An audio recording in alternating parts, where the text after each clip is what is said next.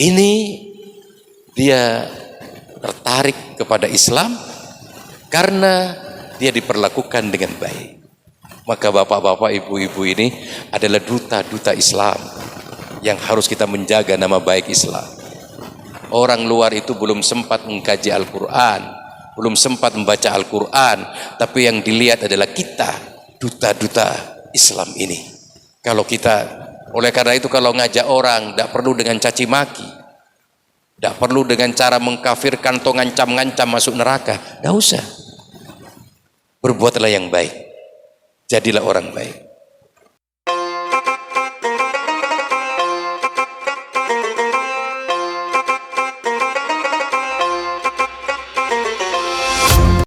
Jangan lupa subscribe, like, share, dan komen. Dadah! Assalamualaikum warahmatullahi wabarakatuh. Bismillahirrahmanirrahim. Alhamdulillahi rabbil alamin. Wassalatu wassalamu ala asyrafil anbiya wal mursalin Sayyidina Muhammadin wa ala alihi wa sahbihi ajma'in. Amma ba'du. Para alim, para ulama, para kiai, wabil khusus akhina fillah Ustadz Haji Zainul Anis, Ustadz Hartoyo,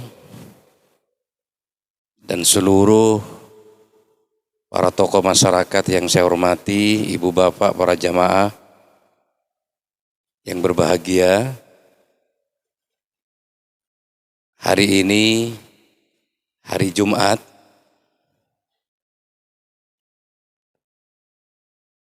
hari ini alhamdulillah di masjid ini terkumpul banyak kenikmatan. Alhamdulillah. Kenikmatan yang pertama, alhamdulillah kita hadir di masjid ini dalam kondisi sehat lahir batin. Sementara di luar sana banyak orang yang saat ini sedang tidak sehat. Di luar sana banyak yang berbaring di rumah sakit. Mau ke masjid tidak bisa karena tidak sehat. Mau berjalan ke masjid tidak bisa karena berada di atas kursi roda. Mudah-mudahan kesehatan kita ini terus berlanjut, sehingga kita bisa melaksanakan ibadah puasa ini dengan baik, khusyuk dan sempurna. Kesehatan itu penting. Kalau organ tubuh kita ini terganggu, semuanya terganggu, paru-parunya terganggu, jantungnya terganggu, liver, ginjal, pernafasan, badan kita ini terganggu, kata dokter biaya kesehatannya sebulan itu kurang lebih 5 miliar. Kalau 1 tahun 60 miliar. Kalau 60 tahun 3,6 triliun hanya untuk kesehatan. Seringkali kita salah memahami nikmat Allah. Seringkali kita menganggap nikmat Allah itu hanya materi. Padahal kesehatan ini nikmat Allah yang sangat luar biasa, yang harus kita syukuri. Yang kedua, malam hari ini ada kenikmatan yang kedua. Sampai saat ini alhamdulillah kita masih dalam kondisi beriman dan bertakwa kepada Allah Subhanahu wa taala. Di luar sana banyak orang, tidak sedikit orang yang kehilangan sebagian iman, bahkan kehilangan seluruh imannya. Orang yang kehilangan sebagian imannya, orang ini percaya kepada Allah, percaya Nabi Muhammad utusan Allah, tapi masih bermaksiat. Dia mencari kebahagiaan, kenikmatan itu dengan kemaksiatan. Kenapa? Karena mereka belum merasakan nikmatnya iman. Mereka masih belum tahu bagaimana menikmati halawatul iman. Padahal kalau kita sudah merasakan nikmatnya iman, betapa nikmatnya kita sholat berjamaah pada hari ini. Berkumpul, bersilaturahim seperti ini, sangat nikmat. Betapa nikmatnya kita melaksanakan qiyamul lail, baca Al-Quran. Kalau orang sudah merasakan nikmatnya iman, dia bisa berkata bahwa baca Quran itu lebih nikmat daripada baca koran. Sholat tahajud itu lebih nikmat daripada nonton sepak bola. Kalau orang sudah merasakan nikmatnya iman. Oleh karena itu mari kita cas iman kita ini dengan memperbanyak beribadah, memperbanyak kita ini memakmurkan masjid, kemudian mengadakan kajian-kajian keilmuan. Ibu bapak, saudara-saudara sekalian yang saya hormati, kenikmatan yang ketiga, untuk kesekian kalinya kita ditakdir oleh Allah untuk bertemu dengan bulan suci Ramadan. Tidak tahu sudah berapa kali ini. Mungkin ada yang sudah 20 kali, ada yang sudah 30 kali. Ya. Kita ditakdir oleh Allah bertemu dengan bulan suci Ramadan, bulan yang penuh dengan keberkahan. Bulan di mana pahala dilipat gandakan. Bulan di mana ada diskon dosa besar-besar. Sebesar apapun dosa kita, sebesar gunung sekalipun, bahkan dunia ini penuh dengan dosa kita, kalau kita melaksanakan puasa dengan ikhlas karena Allah, Allah akan mengampuni segala dosa-dosa kita. Dosa-dosa kita yang terdahulu. Man shoma ramadhana imanan wa ihtisaban, ghufira lahu ma taqaddama min dzambih. Barang siapa yang puasa dengan ikhlas dan iman kepada Allah, maka Allah akan mengampuni segala dosanya. Luar biasa ini. Di bulan ini juga ada Lailatul Qadar. Kalau kita bisa mendapatkan Lailatul Qadar, nilainya lebih baik daripada ibadah 1000 bulan. Luar biasa, untuk kesekian kalinya kita ditakdir bertemu dengan bulan suci Ramadan. Ibu bapak, saudara-saudara sekalian, dengan kesekian kali ini, mari kita manfaatkan yang sebaik-baiknya Ramadan ini. Jadikan bulan suci Ramadan ini sebagai bulan metamorfosis diri kita untuk menjadi orang baik. Kita tidak makan, tidak minum, tidak akan kurang bermakna kalau kita tidak berubah menjadi orang baik. Tadarrus kita akan kurang bermakna kalau kita tidak berubah. Ya. Salat tarawih kita akan kurang bermakna kalau kita tidak berubah, karena tujuan daripada Ramadan, tahapan-tahapan yang telah diberikan oleh Allah kepada kita, niat tujuannya kita supaya bisa berubah menjadi orang baik.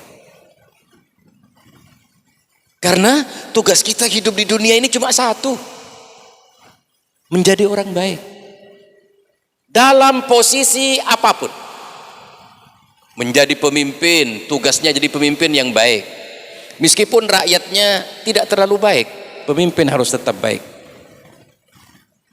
Menjadi rakyat, tugasnya menjadi rakyat yang baik. Meskipun punya pemimpin tidak terlalu baik, tugas rakyat adalah menjadi rakyat yang baik. Menjadi suami, jadilah suami yang baik. Meskipun punya istri tidak terlalu baik. Jadi istri, jadilah istri yang baik. Meskipun suaminya belum terlalu baik. Tugasnya jadi orang baik. Karena itu yang akan dipertanggungjawabkan. Jangan Balas dendam, suami selingkuh, istri ikut selingkuh. Ini bahaya ini. Atau sebaliknya. Karena suami dan istri punya tugas menjadi suami dan istri yang baik. Karena dengan menjadi orang baik akan mempengaruhi orang untuk juga berbuat baik. Siapa orang baik itu? Orang baik itu adalah man ahsana man asa'ahu. Orang baik itu adalah orang yang bisa berbuat baik kepada orang yang menjahati dirinya. Kalau kita berbuat baik kepada orang baik, itu tidak jaminan orang itu baik. Biasa berbuat baik pada orang baik, gak istimewa. Kadang-kadang kita ini sering ngomong, saya ini bisa baik asal ente baik sama saya. Tapi kalau ente tidak baik pada saya bisa lebih jahat dari ente. Orang seperti ini bukan orang baik, tapi ngaku-ngaku orang baik. Orang baik itu adalah orang yang tetap berbuat baik pada siapapun. Meskipun orang itu mau baik atau jahat, tetap berbuat baik. Itu yang dimaksud dengan orang baik. Sebagaimana yang dicontohkan oleh baginda Nabi Muhammad SAW. Betapa Nabi di Taif dilempari batu, potongan-potongan besi dilemparkan pada wajah Nabi. Tai onta, tai kambing dilemparkan pada wajah Nabi. Sampai malaikat tidak tega melihat penderitaan Rasulullah, memberikan penawaran, ya Rasulullah, izinkan saya untuk mengangkat seluruh bukit yang ada di Taif ini, akan saya lemparkan kepada wajah mereka. Kata Nabi, jangan. Kalau mereka tidak mau ikut saya masih berharap anak keturunannya mau ikut saya. Luar biasa Rasulullah ini, ya. Sudah dilempari batu masih memaafkan. Sudah dicaci maki masih mendoakan. Ini orang baik, ya. Diludahi setiap ke masjid, yang ngeludahi sakit Nabi orang pertama yang datang dan mendoakan supaya sembuh. Ini orang baik, ya. Karena dengan orang baik ini kita bisa mempengaruhi orang menjadi baik. Sophie Petronin, salah seorang tokoh kemanusiaan dari Perancis. Tahu Perancis, Pak? Gedangan ke selatan sedikit. Sophie Petronin ini tokoh sosial kemanusiaan Perancis, diculik oleh orang Afrika, kemudian dipenjara. Geger, membuat heboh. Orang sePerancis termasuk presidennya juga heboh, bingung ke sana kemari melakukan komunikasi politik bagaimana mampu membebaskan tokoh besar ini yang bernama Sophie Petronin dari tentara Afrika. Dia dipenjara kurang lebih 3 tahun. Di dalam penjara itu, saudara-saudara sekalian, Sophie Petronin itu diperlakukan secara baik, harkat dan martabatnya dihargai dengan baik. Yang ada di bayangan Sophie Petronin ini, Islam itu kejam, teroris, saya akan disiksa. Ternyata tidak. Dia diperlakukan dengan baik dan dihargai luar biasa, dan dia tertarik kepada Islam, kemudian belajar Islam dalam penjara itu, kemudian mendapatkan hidayah, beliau masuk Islam. Tetapi Sophie Petronin ini tidak mau mendeklarasikan masuk Islamnya di Afrika, karena takut ada kesan dia masuk Islam itu karena tekanan tentara atau penjara yang menjaga di Afrika itu. Dia akan memproklamirkan dirinya ketika sudah berada di Perancis. Maka dijemputlah Sophie Petronin menuju Perancis, disambut gegap gempita oleh Presiden Perancis, para menteri, para pejabat, ini tokoh hebat ini di bandara. Ternyata begitu turun dari pesawat, Sophie Petronin menggunakan baju panjang, pakai baju jilbab, semua terkaget-kaget. Dan Sophie Petronin menyatakan, sejak mulai hari ini saya sudah menjadi seorang muslimah dan mengganti nama menjadi Maryam Sophie Petronin. Kaget semuanya orang Perancis. Ini dia tertarik kepada Islam karena dia diperlakukan dengan baik. Maka bapak-bapak, ibu-ibu ini adalah duta-duta Islam yang harus kita menjaga nama baik Islam. Orang luar itu belum sempat mengkaji Al-Quran, belum sempat membaca Al-Quran, tapi yang dilihat adalah kita, duta-duta Islam ini. Kalau kita, oleh karena itu kalau ngajak orang, tidak perlu dengan caci maki, tidak perlu dengan cara mengkafirkan atau ngancam-ngancam masuk neraka, tidak usah. Berbuatlah yang baik, jadilah orang baik. Ya Bu ya. Terus ini pengajian kuat 2 jam. Saya tidak kuat. Ibu-ibu ini kalau dibawa ditanya kuat 2 jam, kuat. Yang di atas tidak kuat. Saudara-saudara sekalian yang saya hormati, Allah memberikan privilege, hak istimewa kepada orang baik.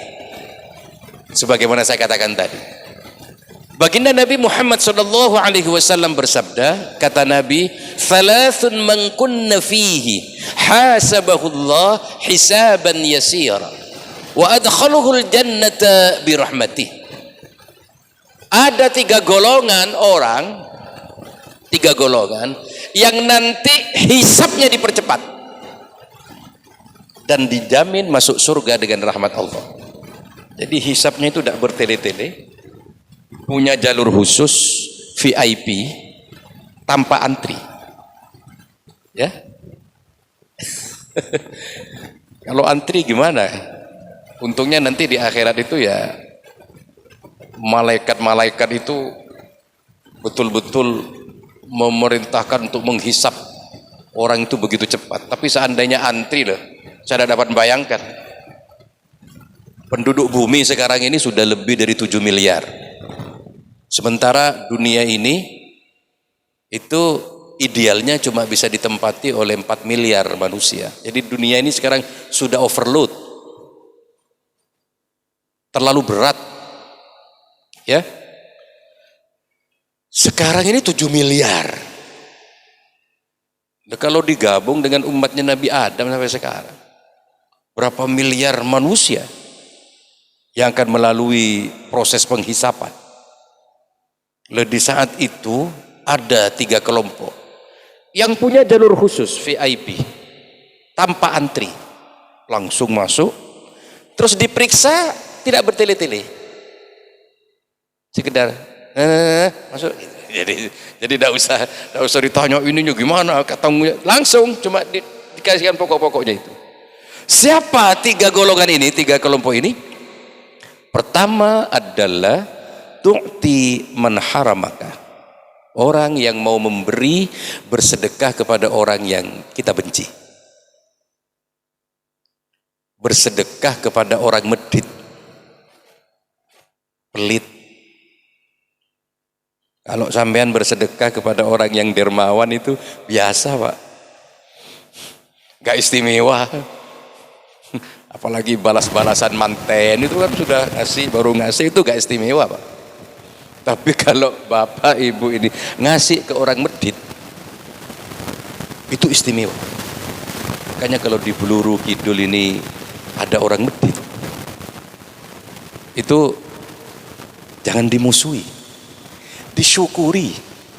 Wah, ini tiket gratis masuk surga gitu. Hah? Harus disyukuri. Kan apa? Kalau kita bisa bersedekah kepada orang medit, itu istimewa di hadapan Allah. Karena siapa tahu dengan cara kita berbuat baik kepada orang yang tidak kita suka, bersedekah kepada orang pelit, akan mempengaruhi mereka untuk juga berbuat baik. Allahumma shalli ala Muhammad. Insyaallah. Yang kedua, saudara-saudara sekalian, kelompok yang kedua ini, wa ta'fu amman zalamaka, Orang yang mau memaafkan kepada orang yang sudah menzolimi kita, yang sudah menghancurkan kita, yang sudah memfitnah kita. Pokoknya kita ini hancur gara-gara orang ini. Kita mau memaafkan. Kalau nanti hari raya sampean maaf-maafan dengan orang-orang yang biasa, baik dengan sampean itu biasa, Pak. Tak istimewa. Makanya berbuatlah amal yang istimewa. Maafkanlah orang yang pernah menzalimi kita dan menghancurkan kita. Itu luar biasa. Ya Pak ya. Gampang enggak nih kerjaan ini? Berat ya. Berat ya. Tapi itu istimewa kalau pengen masuk surga dengan hisab yang cepat. Luar biasa. Berat. Tapi kalau dilakukan, Masya Allah. Ya. Allah itu maha pengampun kok. Sampean kok medit. Allah loh, sebesar apapun dosa, Allah ampuni lah kita. Sudah kita gak karu-karuan pada Allah, Allah ampuni. Lan taqnatu min rahmatillah, inna Allah yaghfiru dzunuba jami'a, innahu huwal ghafurur rahim. Pengampunan Allah itu lebih besar daripada murkanya. Allah lebih begitu, kok kita ini kok berat gitu memaafkan orang. Ya, kalau pengen disenangi oleh Allah, maafkan orang yang pernah menyakiti kita, maafkan. Kemudian yang ketiga, saudara-saudara sekalian, orang istimewa di hadapan Allah ini watasilu mangqata'aka. Orang yang mau bersilaturahim kepada orang yang memutus silaturahim. Berat ya Pak ya? Berat ya. Kalau bersilaturahim ke teman yang sudah biasa itu Pak ya. Itu kan biasa Pak. Tak istimewa. Tapi kalau kita bisa bersilaturahim, menyambung kembali, ya, Masya Allah. Orang yang sudah memutus, tidak mau mengakui kita, sudah musuh sampai mati, kita mau menyambung itu istimewa di hadapan Allah. Ya Pak ya, mudah-mudahan Ramadan ini ya menjadi sarana kita bermetamorfosis menjadi orang baik. Karena sudah berkali-kali Pak kita ketemu Ramadan, masa ada berubah? Sudah berapa kali kita ketemu Ramadan, masa gak ada peningkatan? Naik kelas lah gitu ya Pak ya. Kita harus naik kelas. Ketakwaan kita harus naik kelas. Kalau selama ini kita hanya kelas soleh, menjadi orang soleh, setelah ini kita harus menjadi orang yang muslih. Orang soleh itu kan cuma baik untuk dirinya sendiri. Tapi orang muslih itu enggak.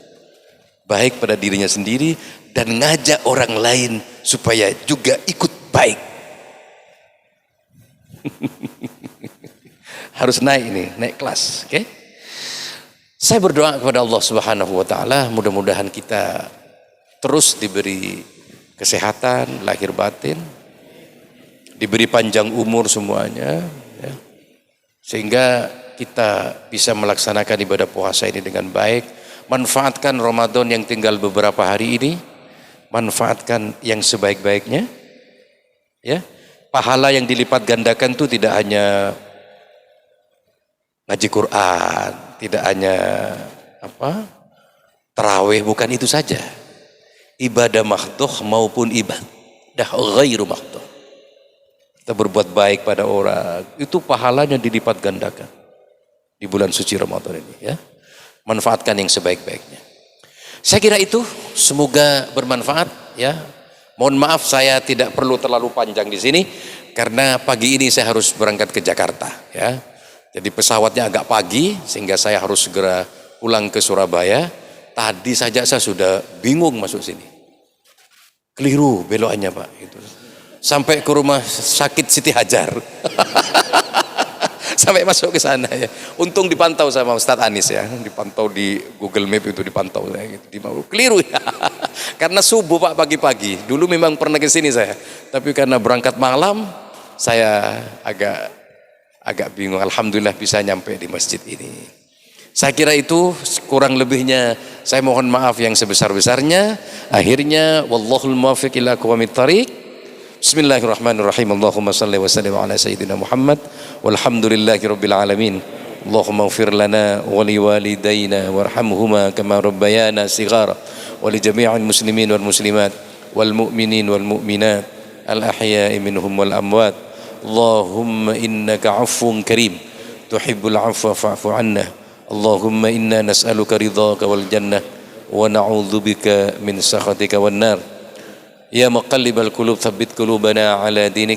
Allahumma khtim lana bil khair, Allahumma khtim lana bil iman, Allahumma khtim lana bil islam, Allahumma khtim lana bil ihsan, Allahumma khtim lana bi husnil khatimah. Rabbana atina fid dunya hasanah wa fil akhirati hasanatan wa qina adzaban nar wa adkhilnal jannata ma'al abrar ya aziz ya ghafar ya rabbal alamin. Wa sallallahu ala sayyidina Muhammadin wa ala alihi wa sahbihi wasallam walhamdulillahi rabbil alamin. Wallahul muwaffiq ila aqwamit thariq. Wassalamu alaikum warahmatullahi wabarakatuh.